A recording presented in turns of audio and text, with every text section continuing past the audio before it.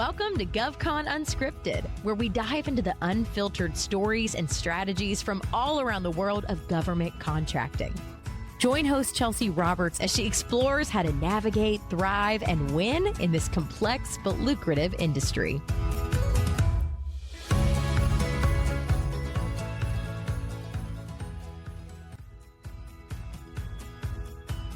Welcome to GovCon Unscripted. This is your host, Chelsea Roberts. Today's episode is a part of a series that we're calling Success After Service. We're featuring brilliant minds with wisdom to share from throughout the federal ecosystem, folks that served in the military and have transitioned out and found some success after their time, either in federal or military service. I hope that you enjoy this episode and the series, and if you haven't yet, don't forget to like, subscribe, and share the podcast with your friends.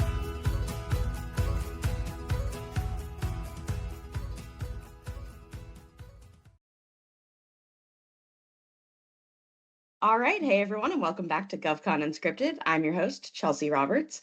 And today I've got with us Giles Walger, CEO and founder of OODAx. Giles, who are you and what do you do? Awesome. Appreciate the intro and the chance to introduce myself and my company. Giles Walger from Baltimore originally, down here in North Carolina, 20 years in the Marine Corps on active duty and retired in 2018. Moved into AWS immediately in the Pathways program after about 3 years. I was offered an opportunity to shift over to AWS, so Amazon Web Services, to stand up a new capability in our region services and classified support to DoD and intelligence community customers. And so essentially we stood up the AWS mission engineering team with some key products and services. And my remit was to help accelerate the throughput and delivery of Project Maven to the edge. That got us a lot of buy-in with the warfighter and the government customer. And our remit expanded, and we were able to expand globally on different projects. So it's a really interesting time. Worked for two smalls after that, Big Bear AI and Defense Unicorns. Fantastic opportunities with both companies. Love both companies and the people there. I was part of the RIF at Defense Unicorns and riffed on a Friday. On Monday, I started OODAx and I signed my first two clients. So I'm up to 7 and I've got 3 more in the pipe right now. Wow. It's Congratulations. Great. Congratulations. Thank you very much. That's huge. I appreciate it. What does OODAx do? Okay, so OODAx, essentially, we were founded in my idea to accelerate technology. So dual use, dual purpose technologies that typically don't make it into DoD acquisition cycles, IC acquisition cycles until much later on. So we're looking at really the pre-series A companies, so that before they've taken any venture capital, really trying to help those founders navigate the government contracting, which isn't easy. I believe in mission engineering as a way to help inform the different personas that need to know about technology. So that's my niche and how I've driven my business. Now, how did you, or I guess, did you notice these problems when you were active duty, when you did serve? Absolutely. So I learned government contracting the hard way with the Marine Corps. In 2009, I came back from a deployment. And because I've had some previous life with visit board search and seizure with the Royal Marines on a deployment, I got tagged to the Marine Corps Special Operations Training Group inside of, 2 MEF. So here in the Marine Corps is split into 3 MEFs globally. So 3 MEF is out in the Pacific and out of Okinawa, and 2 MEF is right here on the East Coast. 1 MEF is out on the West Coast of California. And so in 2 MEF, I stood up our visit board search and seizure capability and had to work across the 3 MEFs to develop the program. So essentially, we had to navigate different programs of record to stand up a new program that was funded with O&M funds, Vice Program of Record funds. So it was really an interesting time. Fortunately, it was a CMC, so Commandant and Chief of Naval Operations Directive. So we had wide right and left lateral limits on how we were able to contract and how fast we could move. But I had to work across 6 different programs of record and the reconnaissance advocate inside of the Marine Corps Systems Command, and then across a couple different Navy commands to develop the program. Interesting. So how did you find that experience shaped your perspective on the whole government contracting process? Yeah, that's a great question. I didn't want anything to do with it. So when I got out in 2018, I wanted to get as far away from government contracting and the military, frankly, as possible. And so I looked at Amazon as this opportunity to really learn by doing. So getting an MBA almost while you're paid. And all the Okay. stories you hear about Amazon and the pace of operations before COVID, so true. It was a building on fire, literally twice on two occasions, Oh, God. literally for 3 years. It was, you walked into the building and you were just, it was go time every Right. time you went. So I love that experience. The culture really changed during COVID.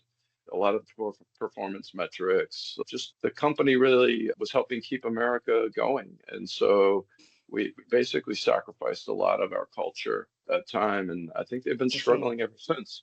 Yeah. When I moved to AWS, the only reason I left was my team was RTO'd. So we were Okay. all classified or cleared personnel.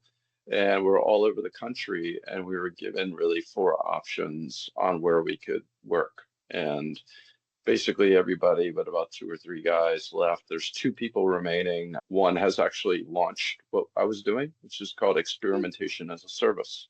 And yeah, it's super cool. Yeah, that was my AWS and Amazon experience. I loved it, but wanted to get as far away as possible. Got pulled back in, obviously, with AWS. And Yeah. then I just really know how to help solve some of these problems, right? And to help these companies navigate the personas, right? That warfighter at the edge, program office at one of the systems commands instead of any of the services. And then really the third persona that has to be engaged is that senior level leader, general officer, SES that really cares and has that budget, authority, and responsibility, or the power to influence that process in the POM cycle. My aim is to accelerate for my clients faster than is otherwise possible. So it's typical once a client says, hey, you know what, I'm gonna start going after federal contracts, it takes about 2 years. And so I launched in November. One of my clients last week just was awarded X-Tech Ignite with the Army. Congratulations. Yeah, it's so cool. And it's even better, right? Because he called me, he's, you're my first call. And I was like, All you right. didn't call your wife yet? You need Oh, to call your geez. wife. You need to call your Yeah, That's it's exciting. fantastic. That's Yeah. very exciting. I'm assuming, and from what you've told me so far, that you experience the delays and challenges and the time constraints that are associated with typical dual use product and service acquisition with when you were serving. Absolutely. So there's a lot of technologies that we wanted right away, right now, and working across the different program offices. That was, and the program managers, that was really the biggest challenge because we're stitching together systems, right, Right. to create this capability. And the Marine Corps didn't own boats, so we had to have the Navy on board, right? Yeah. It was an interesting time, to say the least. And there was some software stuff that we were doing at the time as well. With biometrics, we had to be interoperable with the higher level special operators, right? So the SEAL Team 6, SEAL Team 2, for all the SEAL teams had different capabilities, and the combatant commands wanted this kind of seamless effort all the way through. And yeah, it was challenging, but I loved it. While on active duty, it was tough working with the program managers, some of which didn't want to do visit board search and seizure, regardless of what the commandant or the CNO said. Yep. Yeah, it was challenging. So, what are some of the differences and challenges that you experienced when you were in active duty, when you were serving, and versus when you've made your way out? What are some of the key differences that you've noticed? Oh, that's a great question. So a lot of the problems that I like to think of solving these problems as bureaucracy hacking.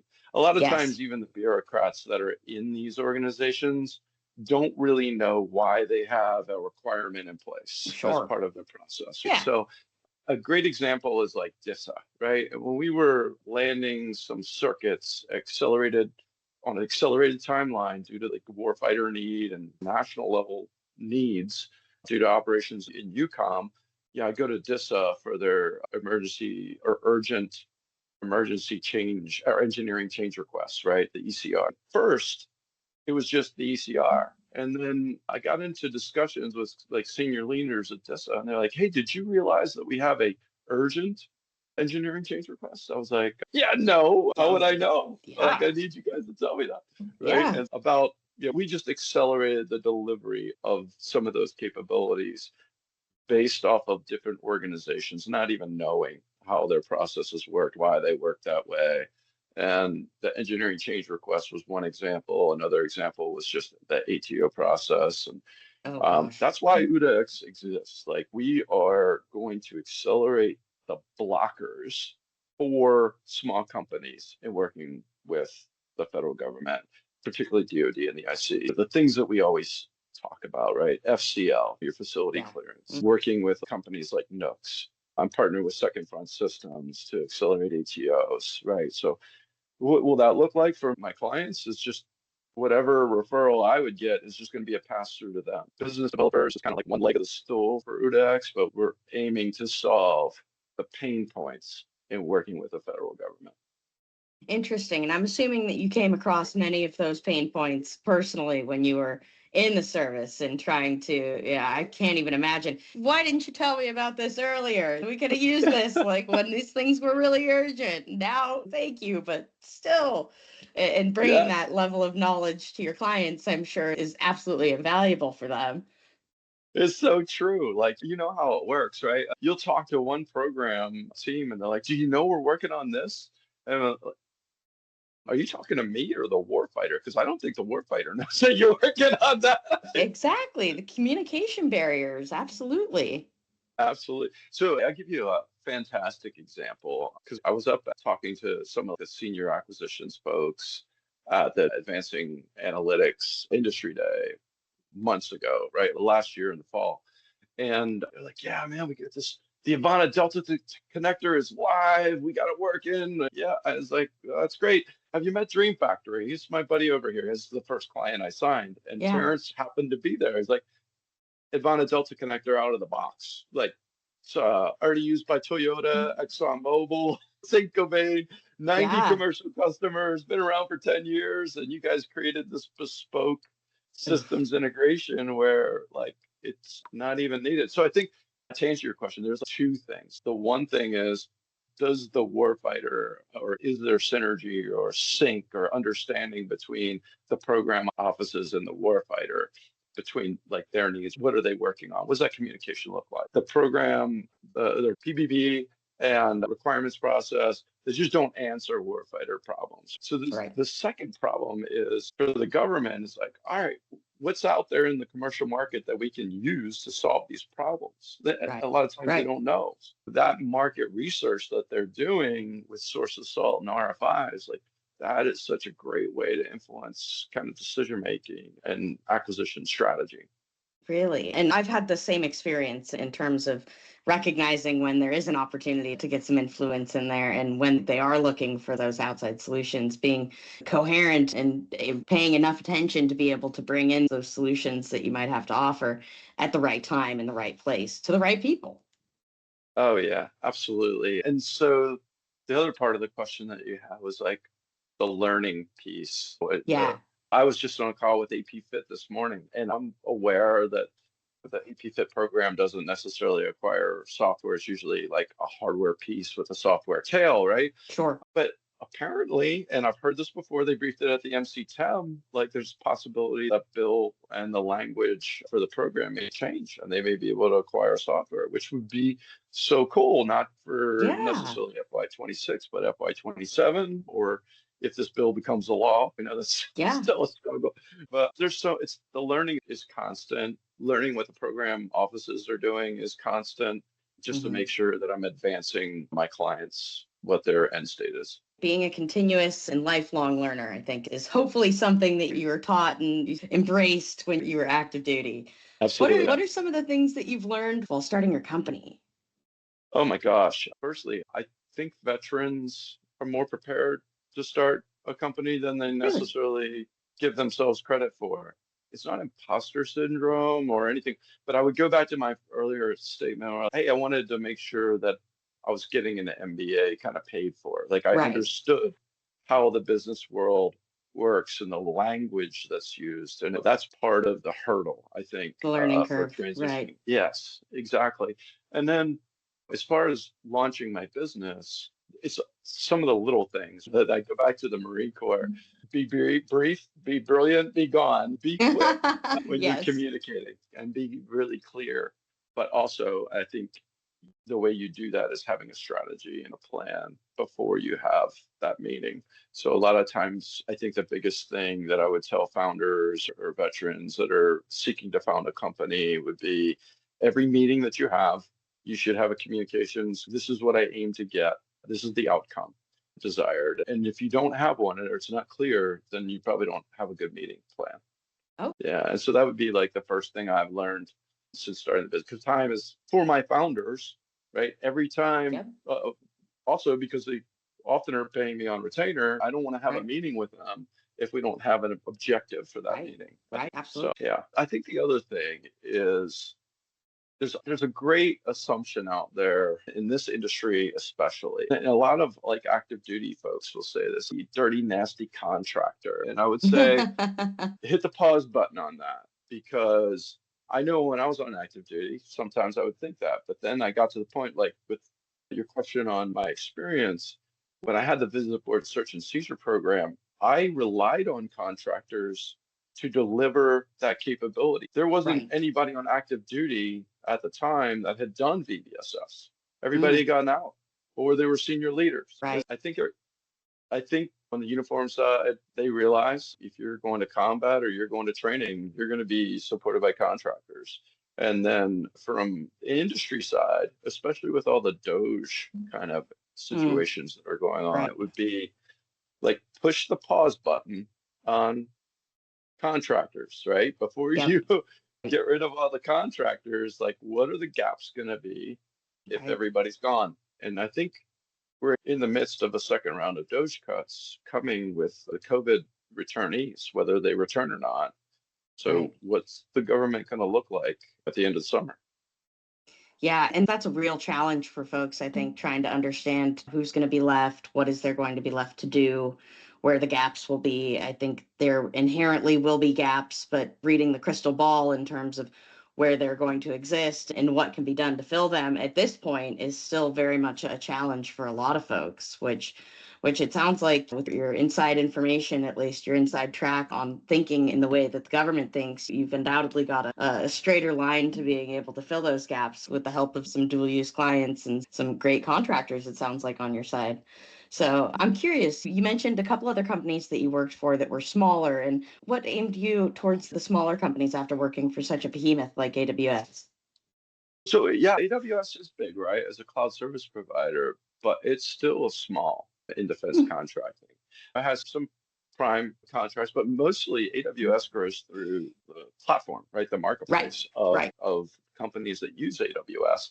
And so like that mentality of being super scrappy and solving warfighter problems, like it was great because I could be inside AWS and talk to the partner managers or talk to the CTO or one of the other leads and like, all right, we're going to solve this problem. Which companies do you think we should pull in? And then we could choose between this one or that one, which one's going to move faster. And so I started early on in working with AWS and like looking at technology and companies and how fast they're moving. So I really wanted to focus on the startups because that's the biggest need. right. We need their technology before they just get gobbled up by another company or that technology could get killed. Literally, that happens in this industry. A company gobbles up another company and they don't want to lose a prime contract or something like that, Exactly, exactly. right? And so I think the warfighter need has to come first. And so that's the first reason. The second reason is these startups can't afford a BD team. They can't Right. afford a manager or a lawyer to be looking at ITAR and EAR and a security manager to be looking at FCLs and hiring somebody just to manage like their ATO and this compliance. They need somebody that can help them navigate the challenges and abstract and reduce the pain points and cost. And I think the last thing is that founders' time is so valuable, right?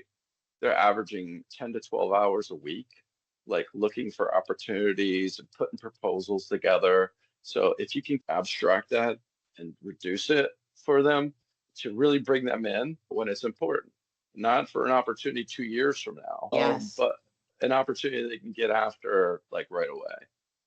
That makes sense. And that's so challenging for small companies. And I really appreciate your honesty here in saying it does typically take 2 years because there's so many charlatans and there's so many inexperienced folks out there that they'll say, oh, we can get you in next week. No problem. And it's just the reality of it is that it does take a little bit longer. It doesn't always, it's not, you can cut it down from the 2 year cycle. There's processes and practices and regulations and Yeah.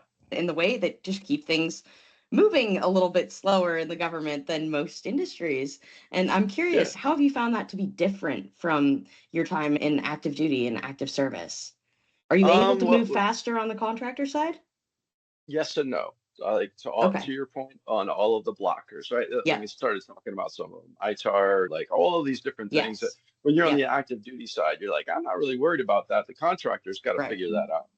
You're Right. like, that's not my problem. But then Sure. they'll come back to you and say, I need help. You're my technical point of contact. Yeah. How can you help me do this? And so there was a lot of learn by doing when we stood up that program, just frankly. And that was one of the reasons why I wanted to get as far away from it as possible. But in full disclosure, I do believe in like the APFITs and the ways that you can accelerate the fielding of and procurement of innovative technologies. This happens to be the name of that program, but whether it's the rapid prototyping program, the defense, what is it, innovative accelerator, Yep. SCO, DIU, AFWorks, some of these Yep. shops that have stood up SoftWorks, they exist to accelerate. And here's a great example. I started with Dunedain Systems and the CEO was like, what can I do to help you? He's like, can you manage Vulcan for me? And I was like, Oh, that's a disaster. I was like, yes. Oh my gosh. Throw me another platform to get acquisitions through. My goodness. yeah. Yeah, I think that's just for the founders. They're like, there's so much coming at them. So if you can Right. reduce that pain, and what better way to do it with a 1099 that's not like out for blood? I have a Right. flat commission structure. I've got a flat kind of retainer structure, just trying to make it easier for these guys and gals to launch their companies and be realistic about the outcomes of government. And you bring your knowledge, you bring your know-how and the skill sets that you developed in all of your time in active duty, and you bring your awareness of the ecosystem, which I think oftentimes folks that have never been on the inside, they just don't know. They lack that inherent sort of intrinsic knowledge and intrinsic curiosity to find out more about other programs, things that are being stood up, ways to not circumvent the long haul process, but to get in a little bit more of the fast tracks that are available, that are offered by Yes, government. yes, absolutely. And it could be trade wins, right? Yeah. Helping a company like get their pitch video in trade wins or DARPA Aris or yeah, one company with this incredible technology and it was like, have you heard of DARPA Aris? And I just met with them Friday. It's Yeah. a small modular reactor company. So, what do you talk? What's DARPA Aris? And I was like, here's the website. Here's like how to do it. Don't follow the rubric. And you kind of, it's a 5 minute conversation turned into a 30-minute conversation. But you're like, hey, I don't want to waste your time, but you have to do it this way. If you Yeah. don't, you're not going to get a reward. Yeah. And there's a Yeah. lot of value in bringing that understanding of how to follow the rules, how to go by what they're asking for, how to be creative without getting too creative and getting too out of the box for the level of comfort that you're dealing with in terms of customer side on the government side. It Yes. gives you the Yes. opportunity to flex your knowledge set a little bit and flex your skills a little bit for these companies, which is Yeah. fantastic. I love the fact that you've taken your experience with other companies, your experience on active duty and active service, and brought that into the contractor world or taken it to the other side of the fence, however you want to put it. And Yeah. you're leveraging that to help companies grow and to help build them. And I'm just curious, do you regret coming back into serving mission purposes and serving the service? No, absolutely not. We talk about near Yes. peer, like it's not near peer. They're peers. There's no Yep. near about it. Right. It's all peers. That absolutely not. I think for national security and the mission, whether it's our own neighborhoods, if we don't think that what happened in Israel is not going to happen here or can't happen here. There's going to be attack on the homeland. There's our forces in the Pacific. It's going to be a shock to America if we don't wake up. So that's what I'm doing. I'm for the mission and the impact and for the warfighter at the edge. Absolutely. I'm glad that you were able to come back into this and see that you wanted to stick around and help serve the mission still. I realized that getting out, you mentioned earlier, like I wanted to stay as far away from government as possible. But your skill set and your knowledge base are absolutely invaluable to helping the economy writ large and smaller businesses that are trying to help serve the mission as well. So I'm personally just frankly thrilled to bits to have you as a part of our ecosystem here in the defense growth economy and helping small businesses get ahead farther and faster than what they could do otherwise. I really appreciate it, Chelsea, and humbled actually that you reached out. I know we were introduced by a mutual friend, so really appreciate what you're doing here for veterans and on your platform. So thanks for the time today and really appreciate the compliment. Absolutely. And you are truly somebody that I would say has found success after service. And so that's the whole theme of this series. And we're more than proud to have you on and have welcomed you onto the show. So thank you again for your service and thank you for what you're doing today for these small companies and your services to them. Thank you, Chelsea. Have a great day. I appreciate it. Likewise. Thank you so much, Giles. We'll see you. Awesome. Bye.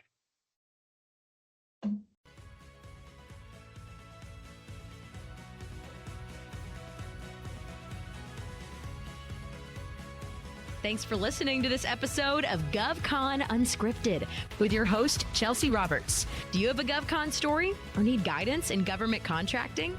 Connect with Chelsea on LinkedIn to be a guest on the show or to enhance your business strategy. Don't forget, your network is your net worth. If you liked what you heard, don't forget to subscribe, leave a review, and share this episode with your growing GovCon community.